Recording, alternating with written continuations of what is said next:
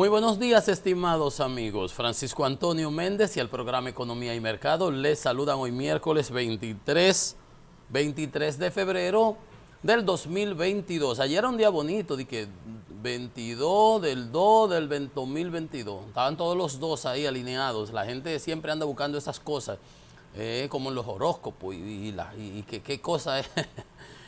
Siempre de curiosos. Y la situación realmente complicadísima a nivel internacional. Ayer hicimos un programa con un toque histórico, de mente, sin preparar nada, solo recordando unas cosas. A lo mejor metí la pata muchas veces y dije algunas cosas que quizás no son necesariamente así, alguna cifra, algún dato histórico, alguna fecha, pero es que aquí somos como si estuviéramos en New Orleans, en un café ahí en Bourbon Street, tocando como los jazzistas, improvisadamente. ¿Ah? ¿Qué le parece? Eso es lo bueno de esto. Y si usted tiene que ponerse además y que estudiar como si fuera de una clase en una escuela, por Dios, estamos muy grandecitos para eso ya.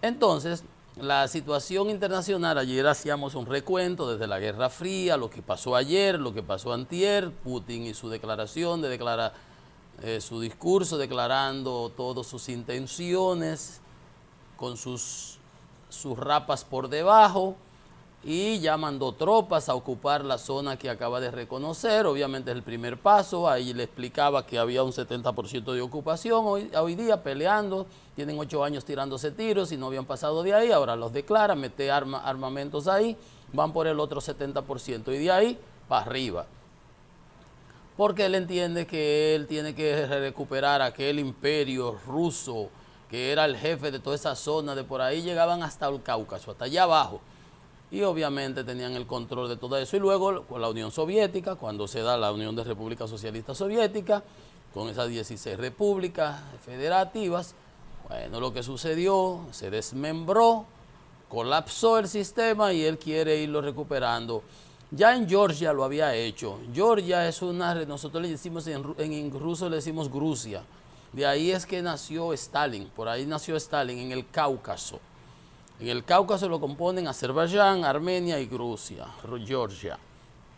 Y hay, como les decía ayer, en la Unión de Repúblicas Soviéticas habían como 104 nacionalidades y Stalin a fuego las mandaba para los que se conoce como los gulags, campos de concentraciones, y desmembraba aldeas y tribus y gente para controlarlo y separarlo, y armaba unos líos y lo metía preso y los traspasaba, lo mandaba para la Siberia, lo mandaba para esos sitios inhóspitos para acabar con todo eso, pero que va, no se pudo.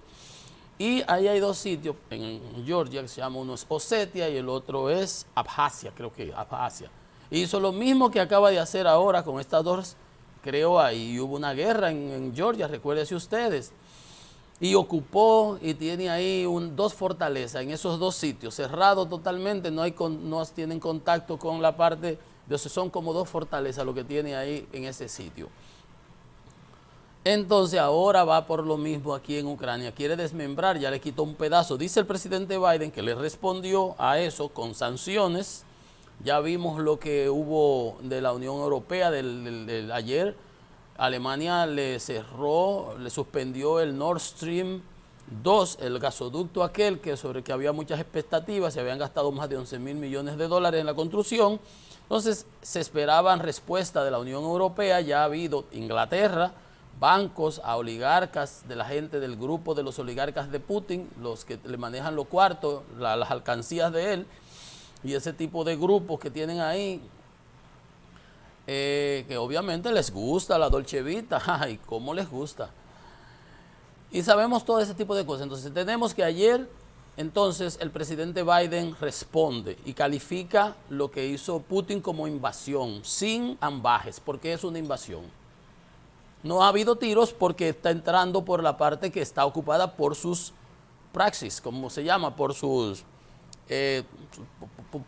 marionetas, por sus efectivos, que son ellos que lo tienen alimentado, porque hacen frontera con Rusia, le meten todas las armas, tienen para enfrentarse con las tropas regulares del ejército ucraniano, que es el soberano que controla esa zona, bajo el memorándum de Budapest y el acuerdo de Kiev, y todo eso lo ha violado Putin.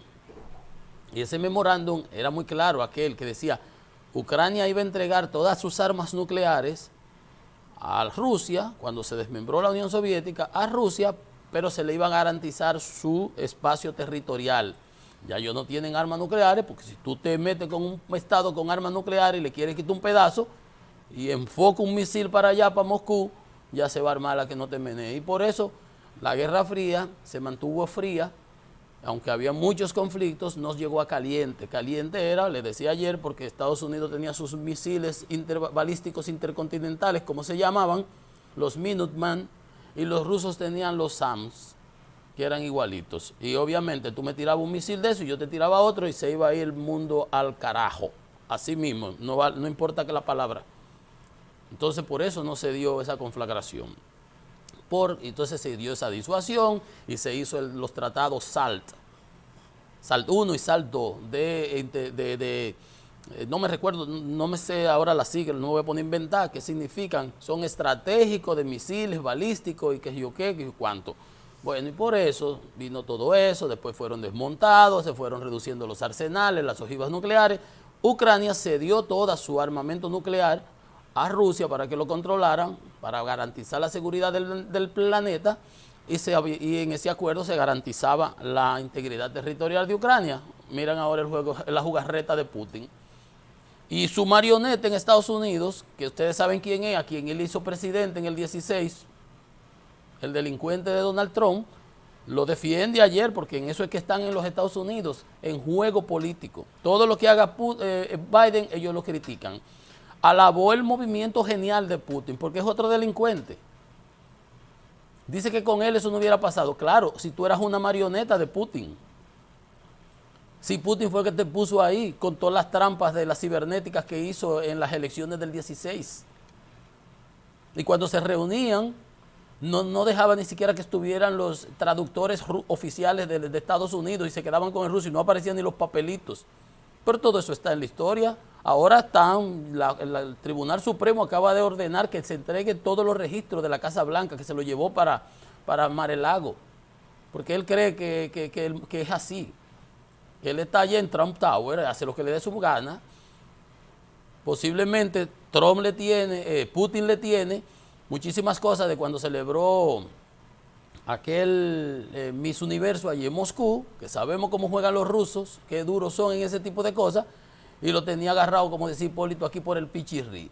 O posiblemente algún banco de esos que acaba ahora de penalizar el presidente Biden en Estados Unidos con la orden ejecutiva, que era muy inversionista, porque no se sabe, ustedes vieron los líos que tiene ahora, que inflaba los activos y los deflactaba para fines de no pagar impuestos y los inflaba para ir a un banco. Digo, mira, yo tengo esta torre que vale 20 millones de dólares, la torre vale 2 millones de dólares. Buscaba unos tasadores por ahí, llevaba esos datos al banco y ahí tiene un lío que lo están sometiendo a un tribunal civil de la Corte de Manhattan, la Corte Sur de Manhattan, donde queda Wall Street, donde se juzgan los delitos financieros. Ahí donde está la jueza Kim Baud, que metió a Quirino, que metió mucha gente presa de aquí. Bueno, el hecho es que para Trump lo que ha hecho Putin es genial y el mundo entero criticándolo. Que con él eso no hubiera pasado, que ellos se llevaban muy bien, claro, hoy no eran socios. Posiblemente ese préstamo que le hizo el Deutsche Bank, que todavía lo andan investigando, se debe a que yo te meto esos cuartos en el Deutsche Bank, un banco ruso multimillonario, y manejo ahí, préstaselo a fulano de tal, es como si yo pusiera un colateral, una garantía. Obviamente, ¿quién más defiende a la posición de Putin? Aparte de otros descabezados que anden por ahí, Maduro. Maduro es la normal esa que tienen en Venezuela. Ya ustedes saben, entonces ustedes pueden ver cómo son las cosas. Entonces, entrando en materia, el presidente Biden calificó como invasión rusa y ordenó sanciones financieras, donde le duele a la cartera, a Moscú y a los oligarcas del grupito de Putin, porque obviamente violó las leyes internacionales, la soberanía de un Estado soberano. Entonces los 27 miembros de la Unión Europea acordaron imponer cada uno sanciones. contra los funcionarios rusos, porque si yo no te pongo aquí, pues aquel no me pone, pues yo me voy a Europa, vengo por aquí, ¿verdad? Entonces, Alemania cerró el gasoducto, el Nord Stream 2, y Estados Unidos le aplicó sanciones. Dice, Rusia acaba de anunciar que ha arrebatado un buen trozo de Ucrania. Exactamente, así lo dijo Biden, y es verdad. Entonces ya el presidente Biden mandó 800 más efectivos adicionales, ya había mandado 6.000 a los países del Báltico, pero si ya entró con lo que pasa es que esos pertenecen a la OTAN y él no va a poder seguir ahí, porque entonces se va a encontrar de frente con, como el tiguerito, el freco del colmadón, que cuando ve el chiquito va a darle, cuando aparece el hermano igual, entonces, espérate. Porque si se mete con Estados Unidos, ahí va a tener problemas, porque Estados Unidos tiene más de 80.000 efectivos en Europa. Entonces, lo importante es que las sanciones han sido monolíticas, todo el mundo, empezando por sanciones económicas directas, dos instituciones financieras importantísimas de Rusia, el BIV, que es uno de los principales bancos de inversión de Rusia, y el Banco de Desarrollo, el Banco Militar PSB, con el que pagan todo lo que compran, los trucos que hacen internacionalmente. Entonces, ahí le acaban de cerrar un grifo financiero importante, pero no solamente eso, sino que sanciones contra la deuda, para que Moscú no se pueda financiar en los mercados de capitales y nada que tenga que ver con dólares.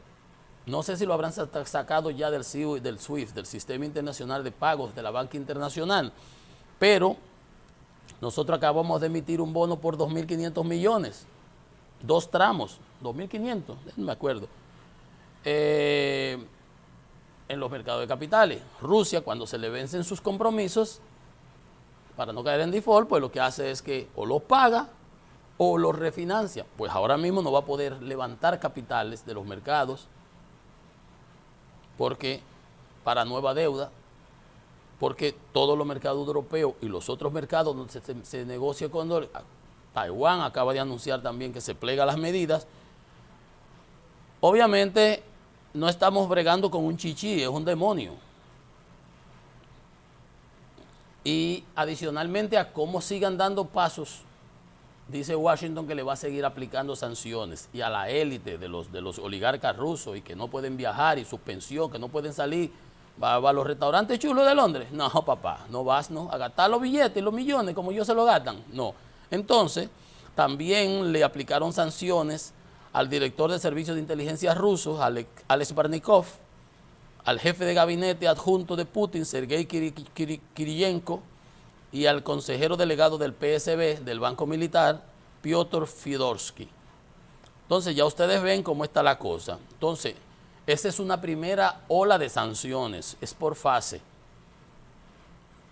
en función de a ver qué viene. Lo que pasa, como les decía, no es como un niño de teta que están jugando, es realmente un dragón, es el oso, un oso polar. Putin es un oso. Entonces, esas sanciones de alguna manera le afectan, pero el tipo, por eso le digo que no es un chico, no es un niño, no es un niño de teta, es un demonio. Él se fue preparando. Ayer les decía, en los últimos días había retirado más de 5.000 billones, no millones, no, billones, miles de millones de bancos occidentales, y de un tiempo acá se calcula que ya debía haber acumulado un colchoncito ahí para esperar todo este tipo de cosas de unos 20.000 millones. Pero como le fue bien en Georgia, como le decía, con Abjasia y Osetia, piensa que le va a ir ahora igual. Y yo le decía, las experiencias, él quizás tampoco no asimiló la experiencia que tuvo Occidente con Hitler, que le dejaron hacer la ocupación de Renania, que después le dejaron hacer la jugada de Austria, después vino la de los Sudetes ahí en Checoslovaquia, y luego vino, ¿verdad? Y después la anexión, y después vino la Polonia, y es donde se declara la guerra, Segunda Guerra, pero no hubiésemos llegado a lo de Polonia en el 39 si no se dan todas esas cosas previas que se dieron. Y por eso digo que quizás Putin no está viendo esa situación, y realmente, aparte de la división que hay en la sociedad norteamericana, donde los mismos demócratas, republicanos, no están de acuerdo totalmente con esas declaraciones de Trump y de 2 o 3 ultraconservadores que lo que están es pensando en en cómo ver cómo ganan las elecciones de medio término para obtener los representantes ahora, también con eso ha contado Putin, porque tiene de sus aliados a lo interno de los Estados Unidos a los trumpianos, y miren ustedes cómo él de una vez sale a dar la cara en defensa de su máster, de su mecenas, de su jefe, como fue Putin durante él que fue presidente, que todo lo que hizo hubiera sido con él, dice Trump, no hubiera pasado, pero si Trump lo que hizo fue tratar de debilitar la OTAN, era un caballo de Troya por dentro de la OTAN, erosionándolo, obedeciendo los mandatos de Putin, me imagino yo. El que pone la plata tiene el leverage. A lo mejor que otras cosas más le tendría, porque un delincuente ahí está con todos esos casos civiles y todos esos problemas que tiene, obviamente, y los rusos, que le encanta ese tipo de jugarretas, los servicios de inteligencia. ¿Y de dónde proviene Putin? Un oficial, alto oficial de la KGB, que sabe jugar todas las cartas. ¿Qué pide Putin? Dice Putin que si las medidas que lo que él quiere, ¿no? Dice, si rechaza incorporarse a la OTAN, Ucrania, él se retira, ¿verdad? Pero no es solamente eso, es una excusa, un pretexto que ha usado, porque la realidad es que él como quiera iba a hacer eso. Ya lo demostró en las repúblicas de Georgia, aquí en Moldavia, que era otra de las repúblicas soviéticas, hay un sitio ahí también donde también lo hizo, ya hay la experiencia. Entonces, lo importante de todo esto es que ya Ucrania acaba de declarar el estado de emergencia, acaba de activar los reservistas, y será desafortunado porque realmente donde se va a pelear no es en Moscú, no es en Rusia, es en Ucrania. Y los daños serán en Ucrania. El agresor, el invasor ruso no va a sufrir esos daños más que estas sanciones. Pero los muertos, la destrucción, la va a aportar los ciudadanos ucranianos, que no merecían eso, un mundo que no merece eso, y por lo menos uno está viendo que las únicas voces que apoyan esa acción de Putin, imagínense, Maduro, claro, Ortega seguramente, Cuba, porque dependen financieramente, ¿quién más?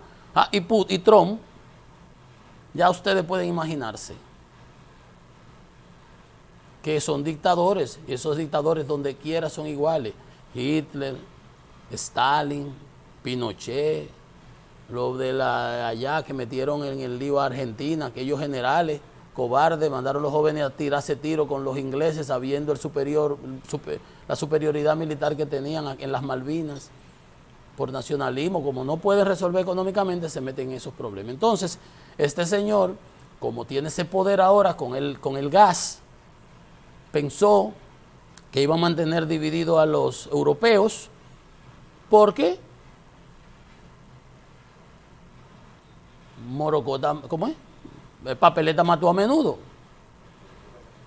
Ahí están ellos con estos líos económicos que ha cerrado en varias ocasiones los flujos de gas para hacer que suban los precios y presionar, y para mantener dividida la Unión Europea. Ahora todo el mundo se ha dado cuenta y ha visto la realidad. Dice, no, espérate, a este hombre hay que pararle los caballos, no puede ser así. ¿Por quién? Como dice aquella, creo que de Hemingway, ¿por quién doblan las campanas? Hoy por mí, mañana vendrá por ti. Hoy vinieron por mí, como aquella frase de que se le atribuye a Bertolt Brecht.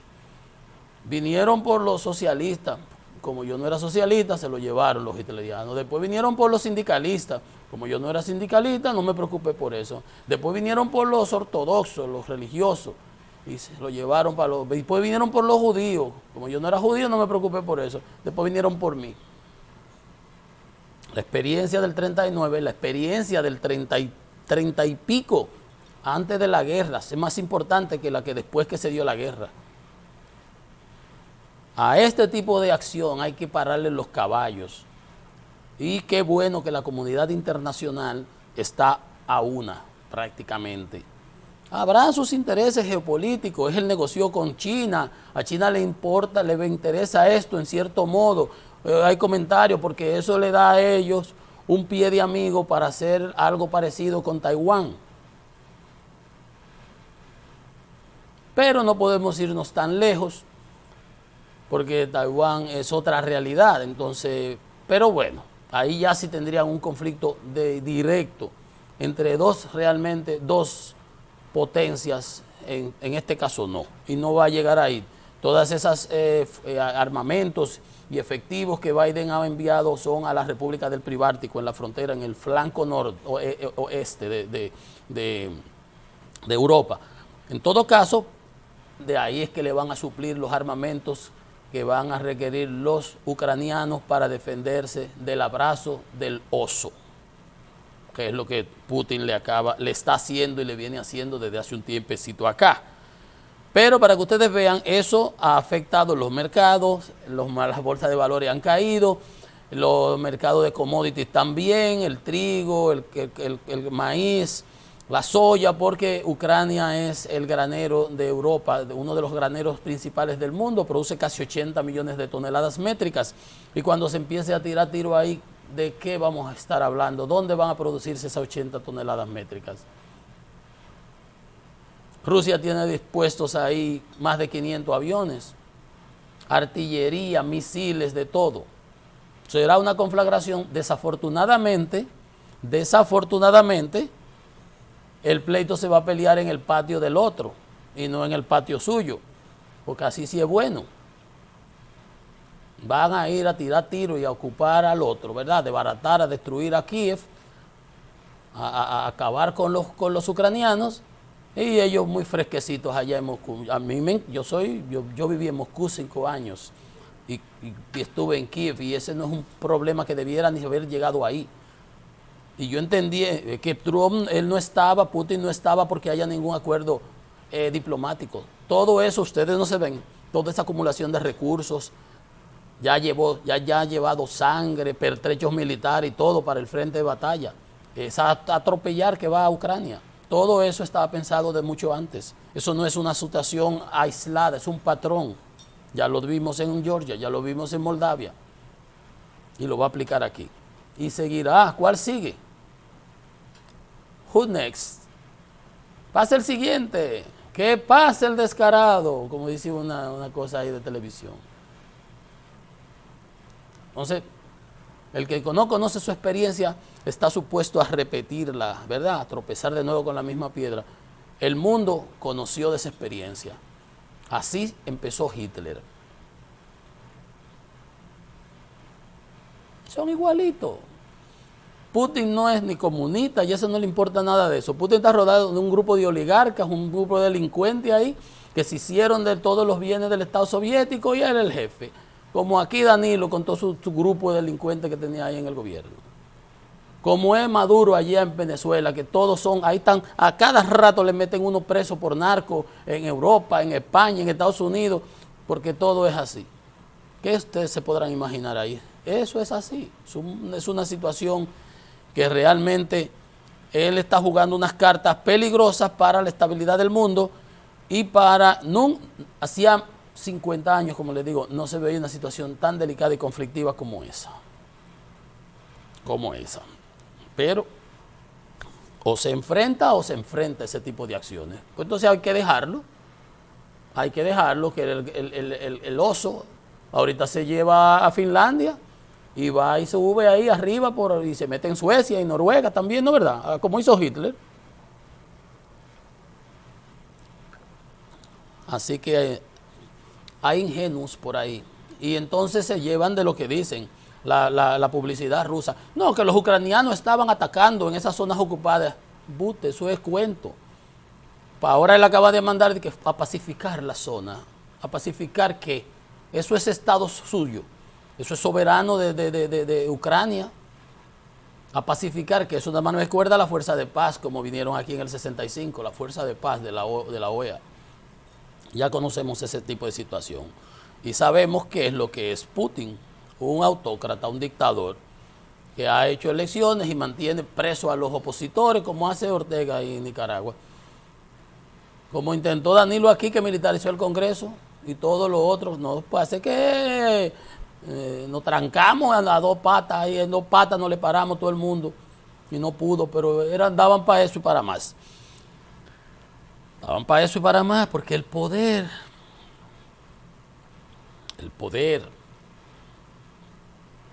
es una cosa complicada, cierta medida. Mira lo que está pasando en Perú. Ahora la fiscalía peruana, hay 4 presidentes que van a ser procesados.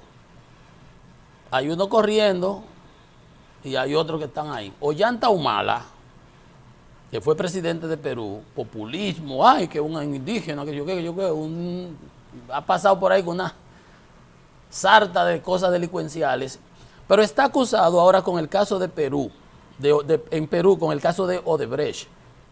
La fiscalía, ahora se inició el juicio, hay un presidente que se suicidó, que fue Alan García, que venían atrás de él por este mismo caso de Odebrecht.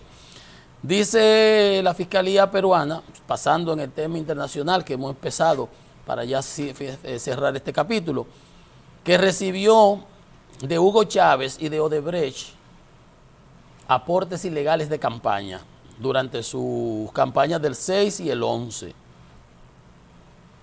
Y la pareja, junto con su esposa, está acusada de lavado de activo agravado. A él se piden 20 años y para ella 26, porque lo de ella fue porque además lo ocultaba.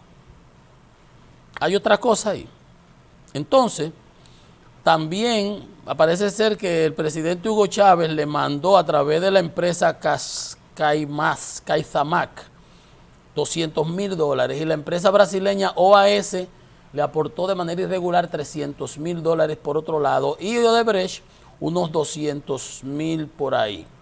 Entonces, aquí hubo aportes de campaña reconocidos por políticos y no ha pasado nada.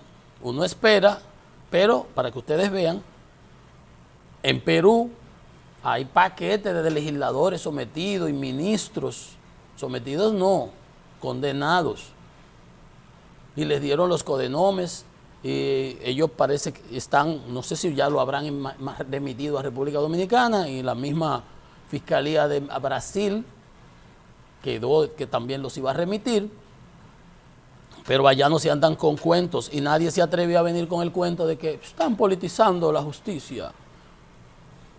Que dice ayer uno de los acusados del caso Pulpo, que él va a ser condenado, que todo el mundo sabe porque va a ser condenado porque la retajila de cosas que están en ese expediente son totalmente irrefutables, totalmente irrefutables. No es porque tú seas pariente o lo que fuese o porque anden persiguiendo, no, es que hay que responder lo que dice el expediente. No es excusas.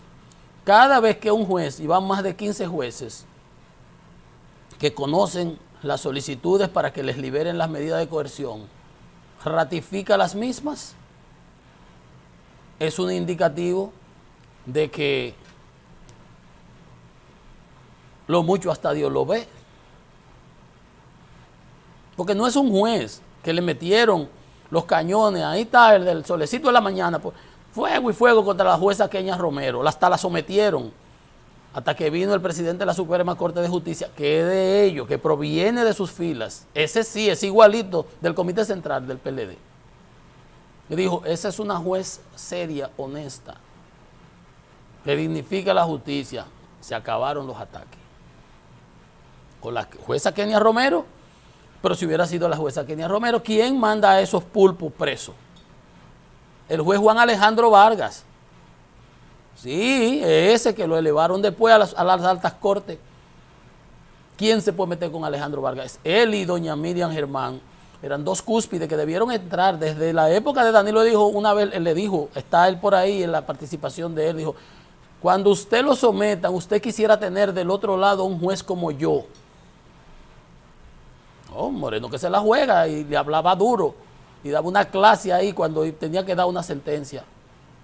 No se andaba con remilgos, ¿no? Cuando le tocó el caso de Bre, dijo, pero ¿y qué es esto? Esto es como una pirina.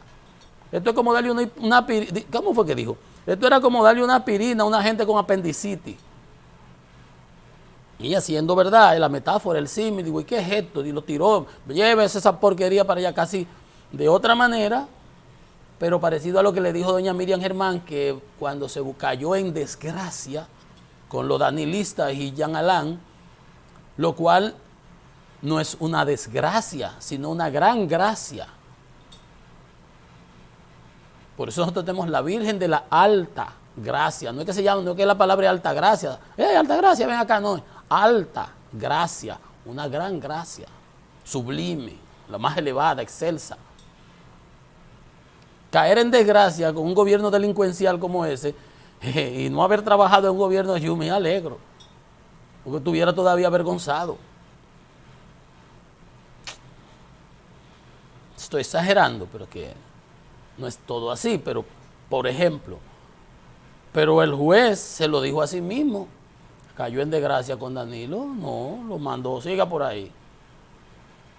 Y a Miriam Germán, ustedes saben lo que le hicieron, la canallada del siglo, que hoy la están pagando, porque es que